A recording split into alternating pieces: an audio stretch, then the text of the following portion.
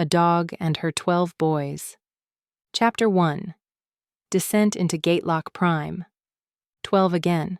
Always 12. The artifact's lattice doesn't allow more. I've tried. The 13th goes blind. The 14th bleeds from the eyes. The 15th melts inside his skin, twitching until his DNA forgets which end is up. The vats reject anything beyond the 12-node web. 12 is the ceiling. 12 is the curse. 12 is the chain I wrap around my soul every time we descend. I never give them names. Names are for things you keep. These aren't children. They're instruments. Patterns in flesh. Some of them barely last a full loop before the death counter pings red and the tanks spin up again. Boy 7 took point. He didn't need to be told. I nudged the signal. Pressure, angle, intent. A clean thought through the lattice. He moved. He never looked back. None of them do. The stairwell curled downward like a rusted intestine. Each step coughed under the boy's boots. The air was humid with decay, recycled too many times, heavy with copper ions and spore fog. Mold systems fought fungal systems in the vents. No one won. The walls still whispered telemetry, code etched in corrosion. Half-broken status lights blinked like dying stars. Somewhere 3 levels below, I felt the pulse. Subtle, ancient, wrong. That's where the artifact waited. Or watched. Boy 4 carried the breacher pack. Good. His skeletal reinforcement could absorb the detonation recoil. Boy 9 dragged the optic core, fried from the last fight but salvageable. Boy 6 didn't blink.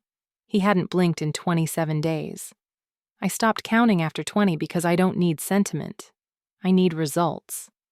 We lost Boy 8 in the last loop. The replacement had been grown fast. Too fast. He twitched when he walked and his vocal stabilizer hadn't synced yet. Same muscle density. Same neural frame. But I didn't trust him. Not yet. That's enough. For now. Boy 2 monitored the rear. Balance impeccable. He once killed 3 Reaper drones with a piece of rebar and a shoulder still dislocated. I never praised him. They degrade when praised. Positive reinforcement rots the brain faster than trauma. I have notes. Boy 10 stank of accelerant. He always does. It seeps from his pores like sweat and matches. I allow it. When the organics begin to pulse down on Sector B, we'll need fire. And he'll be ready. The stairwell ended. The floor spread open like a surgical wound. Lights flickered. White over bone. Bone over steel. Failed containment pods lined the ceiling. Some still breathed. One blinked. I sent a pulse across the field. Silent. Full spectrum. Spread out. Seek report. No words. None of us speak unless we have to. Words carry. Words echo. Words open things that should stay shut. Boy 5 dropped to all fours. He sniffed the tiles. His lineage came from wild stock. He's better on scent than logic. That's fine.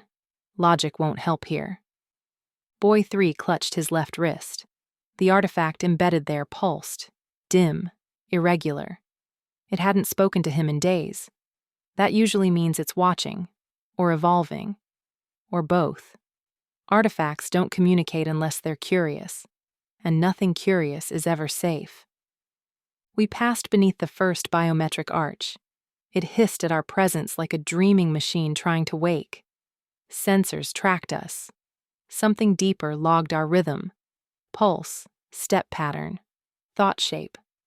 The place knew we were here. I increased shielding, dampened emotion, memory, self-awareness. The 12 operated better on instinct. Pure function. Like teeth. We split up. Not far. Just enough to sweep the corridor. One boy checked the ceiling. Another probed the vents with a heat lance. One traced a wet handprint across the floor until it vanished into ash. No threats. Not yet. Still, I could feel the pressure building. GATELOCK Prime. An industrial storage complex older than God, full of artifacts. This sector had history, old trauma, the kind that doesn't bleed but screams from the walls. I felt it brushing my mind like an invisible tongue, tasting for weak spots. Boy 12 pressed a palm against a control panel. It opened with a wheeze.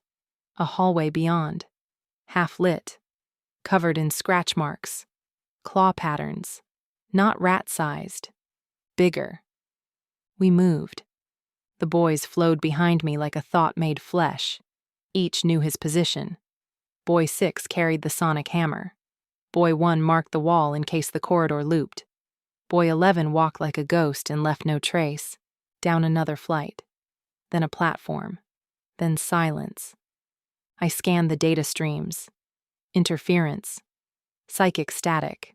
That meant proximity. An artifact was near. Not active, but aware. They're always aware. We crossed a ribbed walkway suspended over darkness. Something breathed below. Long, slow, unfriendly. Boy 3 clicked his teeth twice. It meant, we're being watched. I already knew. Still, I let the signal pass. They need to feel useful. We hit another locked door. Boy 4 planted the breacher. I counted down. Light. Pressure. Heat. The door folded inward like tinfoil under God's fist. We entered. Inside, silence. Just rusted consoles and a single blinking light. A heartbeat sensor. A sleeping map. Boy 9 whispered, "We're here." I nodded, even if they couldn't see it. The room had no sound, no dust, just stillness, as if time had been pinned here and left to rot. Boy 8 began to twitch again. I walked to the center and dropped a pulse. Broad spectrum. Artifact pinged back immediately. Loud, curious, hungry. I smiled. The others tensed. Their weapons twitched. But I was calm. This is what I was born for, raised in cold and sharpened on fear. Boy 10 crouched, sniffed the floor, then said, "There's something wrong with this dirt." He was right. It was dry. Too dry. Something had stolen the moisture. Memory bleached. History sick. I adjusted the lattice, pushed calm across the field. The 12 inhaled, exhaled, and held. One breath. One room. One chance. And when I finally turned toward the next door, the one no one else had seen yet, I stretched my limbs, arched my spine, and let the tension slide down to the pads of my paws. My tail swayed.